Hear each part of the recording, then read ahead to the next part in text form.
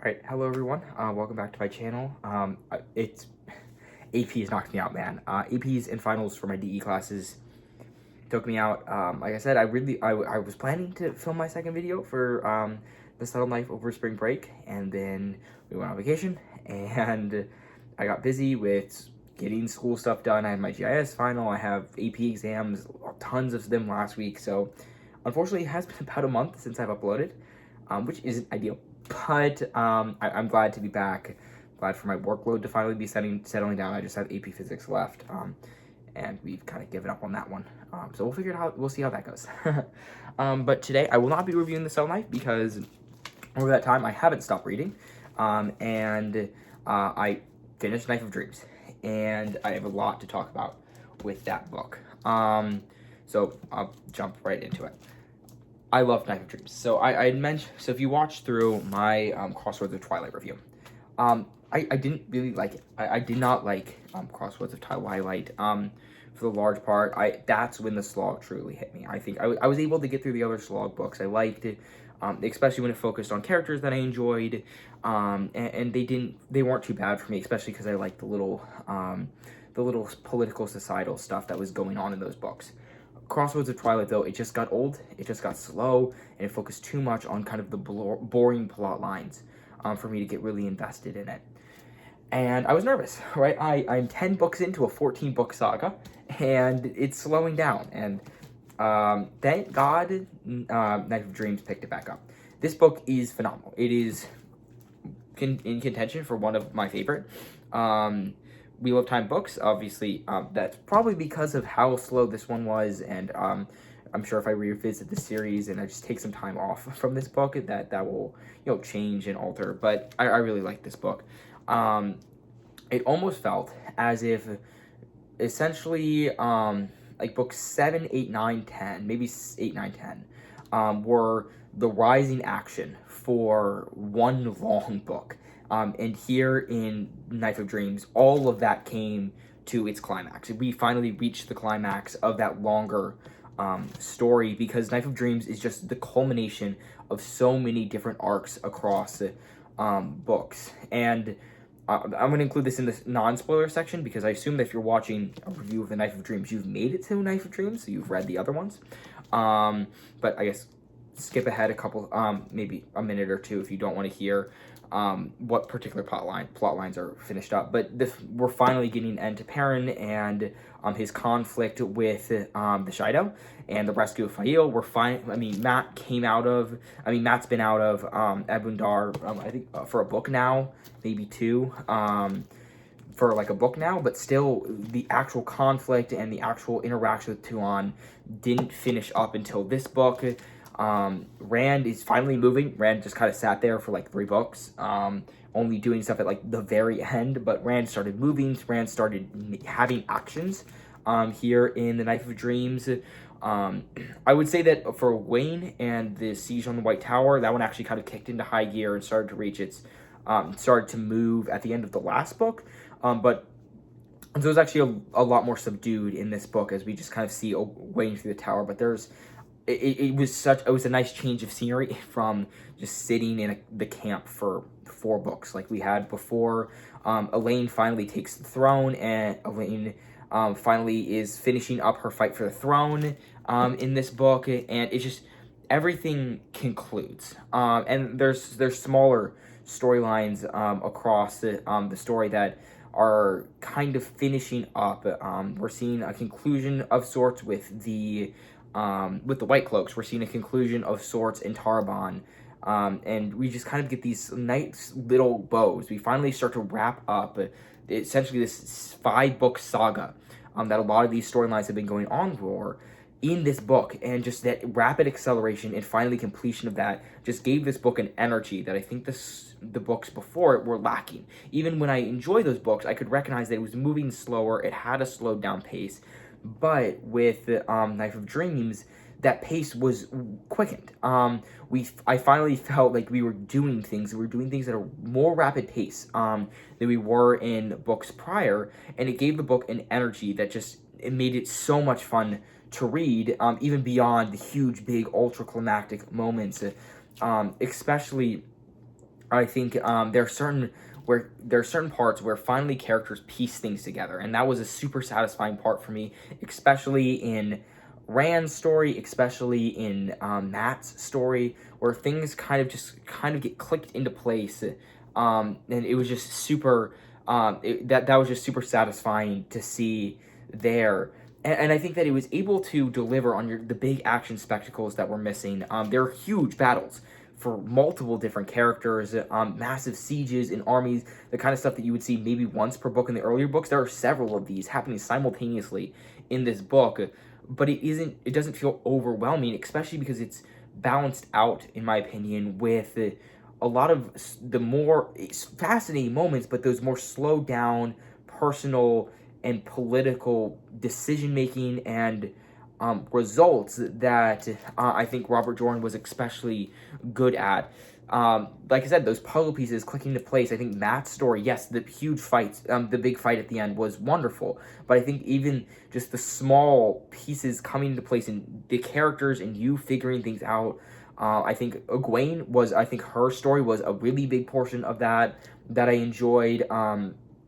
And I think that was something that Robert Jordan did really well in these books, is balancing those huge big action scenes and that energy with also keeping the political complexity and the intelligence of our characters, because they are not stupid people. They're good at what they do because they fight well, because they're military strategists, of course, but also just their ability to think and how they think is a major part of why they're successful.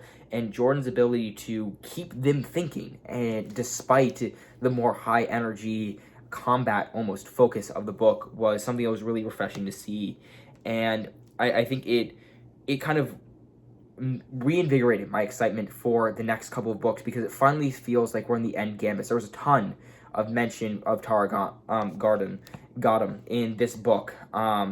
You can tell that Jordan is preparing for this final battle, and it finally feels like we're moving in that direction, and that's something I was just ecstatic to see in this novel.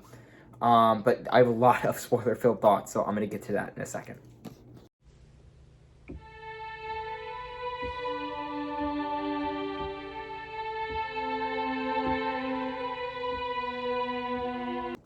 All right. So there's a ton of stuff to talk about. So I think I'm gonna go with the big sweeping stories and just kind of a wrap up in the end. And I'm gonna go for my big sweeping stories, which would be Perrin, Matt, Rand, Elaine, and Egwene. In my opinion, I just think those are the most consequential storylines in the book. I'm gonna go from my least favorite to my most favorite, but honestly, for this book, I really love all of them. My least favorite was probably Rand, just because he had less things happening, and Rand has kind of felt for the past while to not really have a larger overarching goal, just kind of doing things. Let's cleanse the source and let's do this.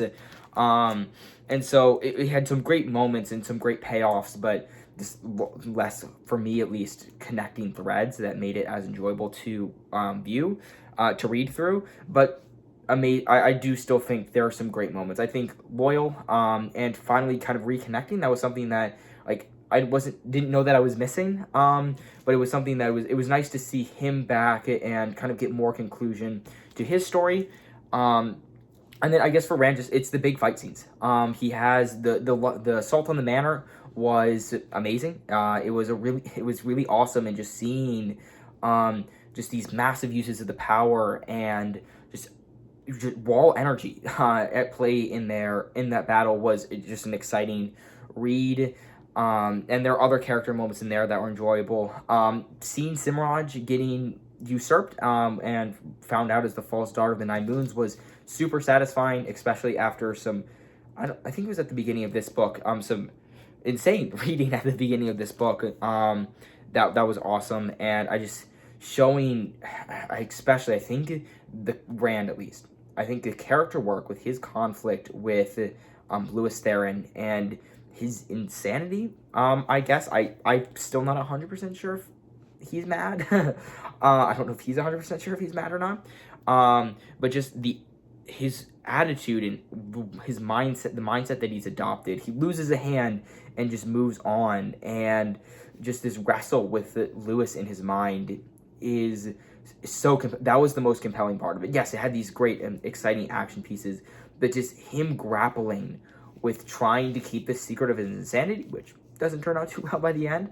But also just this fight between the two of them who have similar yet very different goals. And I think it just, Rand being almost this chosen one hero, I think his madness with Lewis in his head has been the part that keeps him complex and keeps him as an interesting character to read, even when he fills a lot of like chosen one archetypes. And that's what elevated at least the Rand sections, rather than just being, just being, exciting action scenes. It was that madness, especially in that first attack on the manor, where Lewis steals the power away from Rand, and just those moments of tension between the two of them, and especially because Rand didn't tell people that kind of disagreement with Logain and Cruzdan after the battle, just highlights the tension was really awesome to see as well, and it kept Rand a complex character. Following up with that, I would have to say my second least favorite was honestly none of them, but I guess I'll go with Egwene next, just because less big things happen. But even still, I liked Egwene as a character that is so adaptable, and just her intelligence. Yes, she's an incredible user of the power, but her intelligence is what makes her a powerful and formidable opponent. And just the way her relationship with Anvita, and how that with the Aiel, and how that was able to help her deal with the punishments from the Aes Sedai, and just how she's able to manipulate. She's a prisoner, and yet she's able to manipulate the situation to coming out to her end. And I honestly think taking her away from the Hall was a really great point for her character, because she's no longer struggling. Because it honestly, for a lot of part of the Hall, yes, she was making huge strides, but not only was that the slowest section, but it felt like she was just treading uphill, upstream, and she was getting nowhere. And just putting her in this situation where she's able to do so much more, and she's so weirdly, as a prisoner, the power imbalance is not in her favor, but moving that way. It was just an amazing way to show off how smart she is and how capable of a character she is. Especially, I think it almost proves to that kind of when she was elected Amaryllian as kind of a puppet, and just her finally stepping out and her finally showing, like she'd done in certain examples before, but she showed why she is the capable Amaryllian that she is, in the way that she's able to turn the situation to her advantage. And it was just so exciting to see her just start to piece together and unravel the tower from the inside. Incredibly entertaining. Perrin, I guess we'll go Perrin next. I think Robert Jordan finally figured out what to do with Perrin. It's almost like Perrin got here 3 books ago, and we kind of just had to keep him sitting here for a while, and there wasn't much for him to do. And just this final moment, this final kind of conclusion of this arc with the Shaido was just amazing.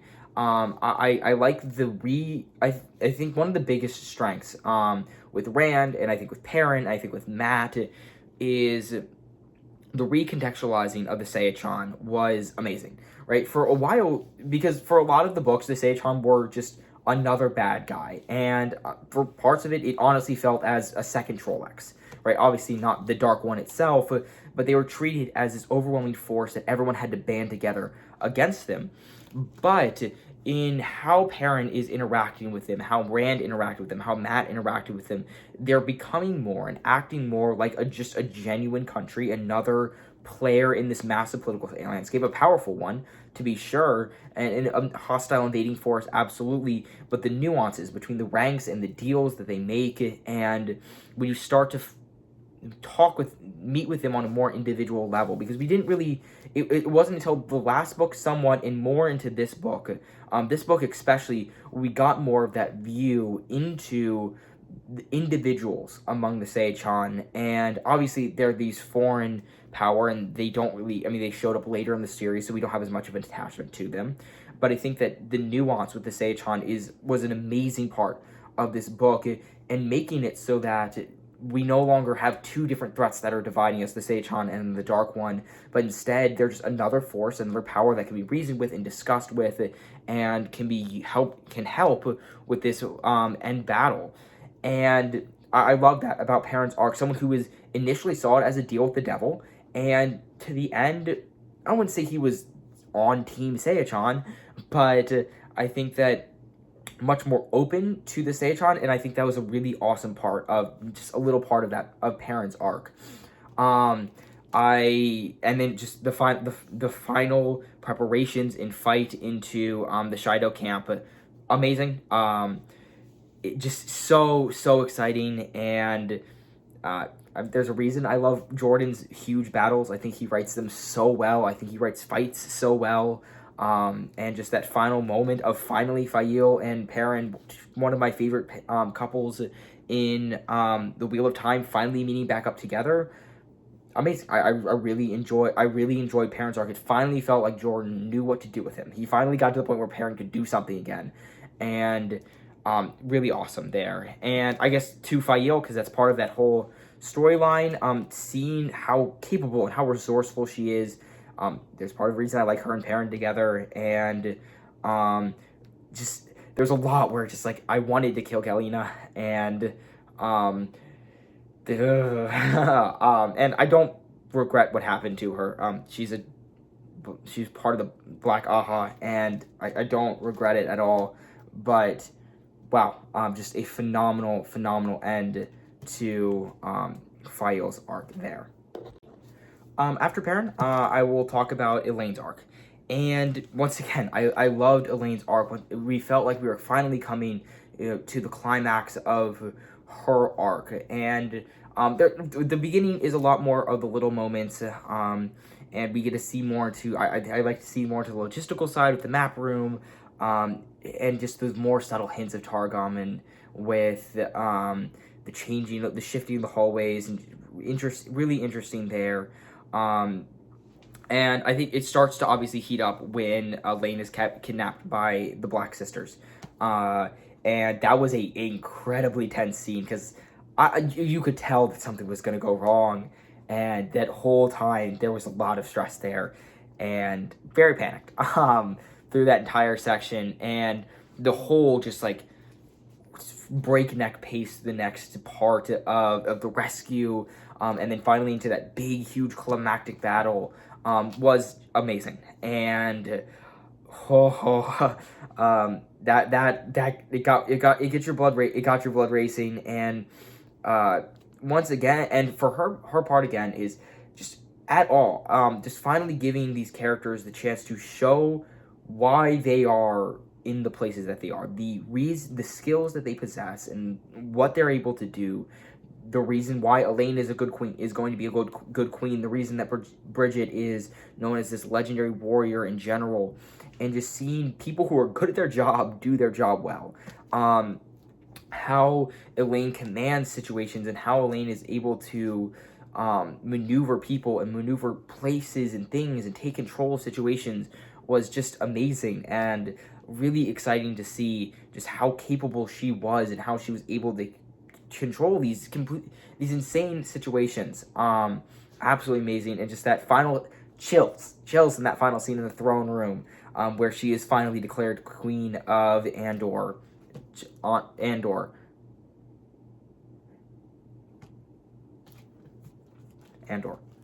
I'm watching Andor, and so is the word similar enough?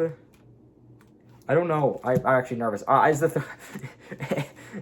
watching the TV show. I'm not sure if the word's similar enough that I'm mixing them up. Anyway, when she finally gains the Lion Throne, amazing. It was just such an amazing section of story. Just once again, finally seeing this conclusion of his arc, and just the excitement that came from that, but also the politicking, those conversation moments, and how she's able to manipulate people to reach that end goal. Especially in that final scene, was just really amazing, and just awesome and catharsis to see after a very sluggish last 4 books.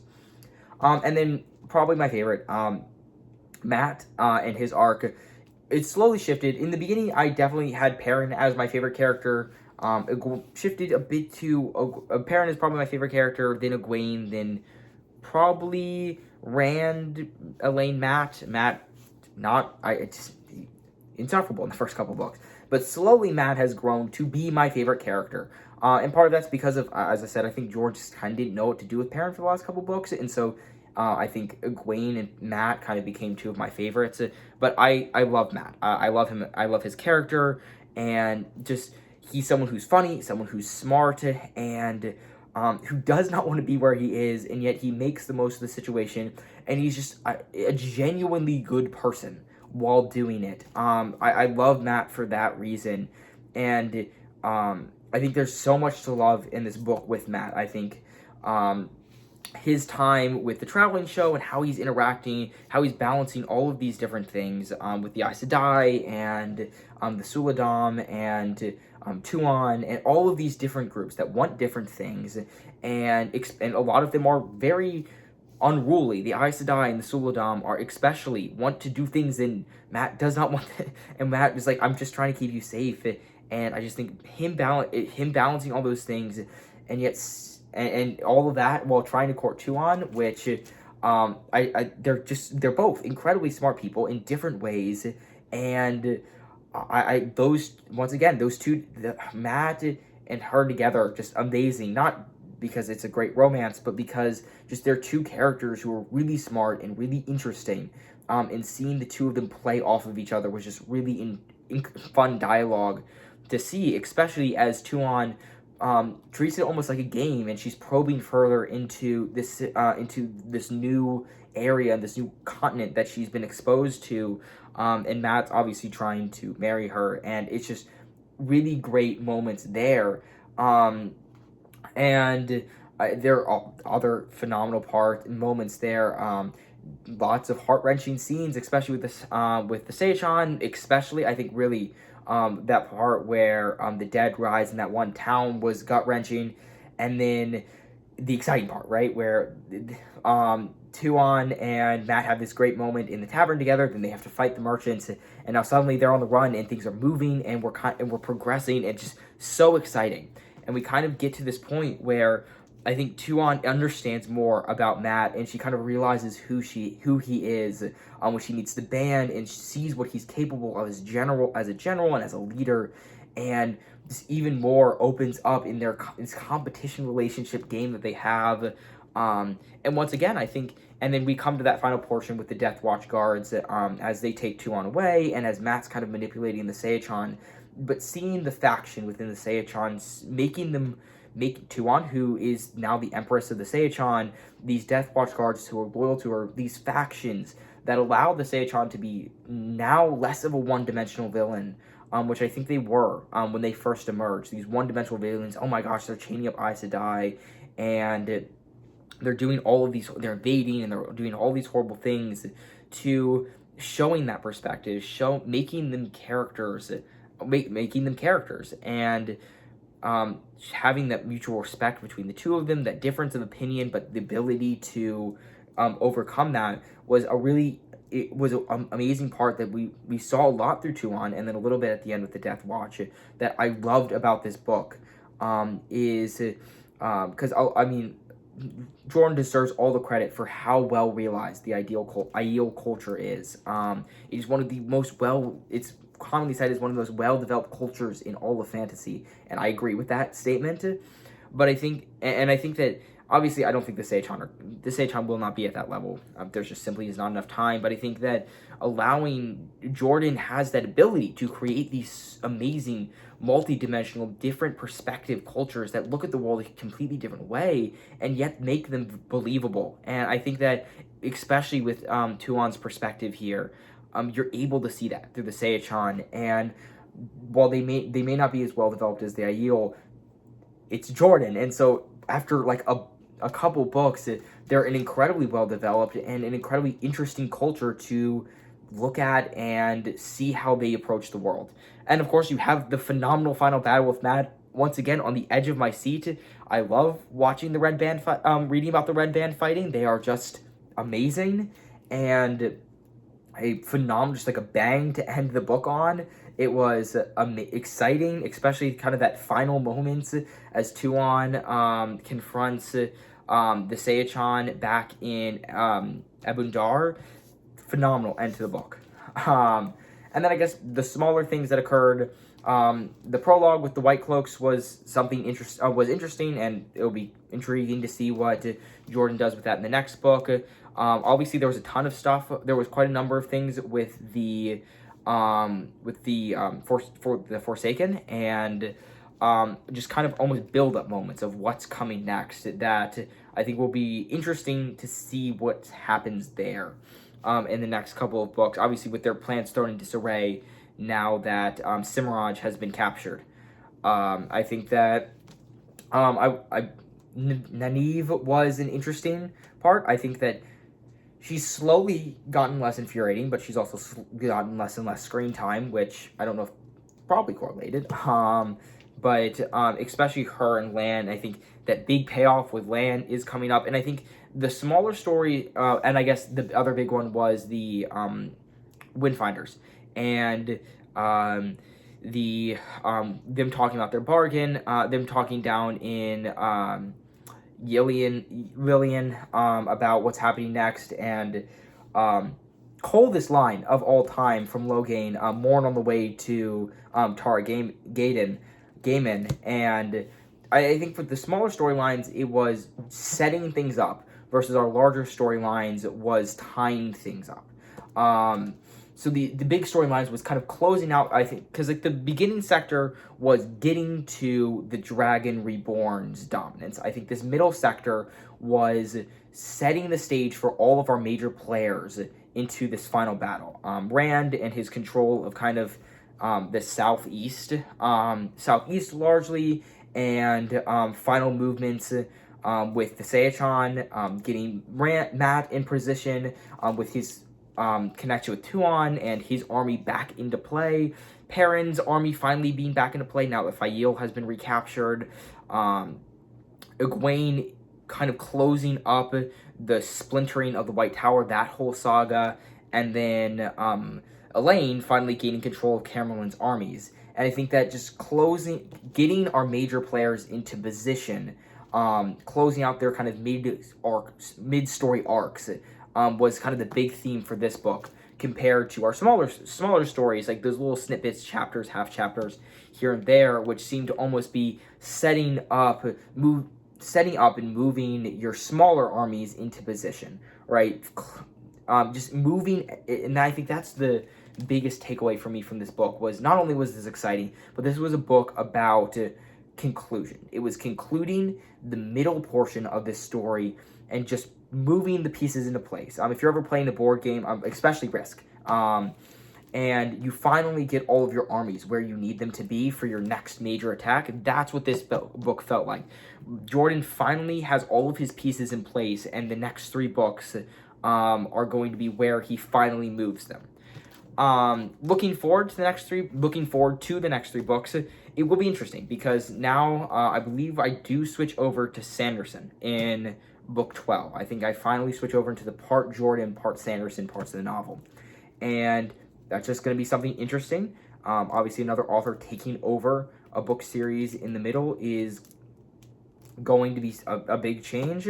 But I'm excited. I think Jordan moved everything into the right place for a amazing finale. And I think, honestly, this might have been obviously, Jordan not being able to finish his series was tragic. But if you had to stop anywhere, I think this is almost the perfect place to stop. Because, back to the board game analogy, if you set up your game plan and then leave notes for someone else to take over your spot, they can do a pretty good job if everything's already set up. And now that everything's set up, Sanderson's kind of left with doing the conclusion. And he already knows with a lot of the big parts of the conclusion were told to him by, I believe, by Jordan in notes and all that kind of stuff.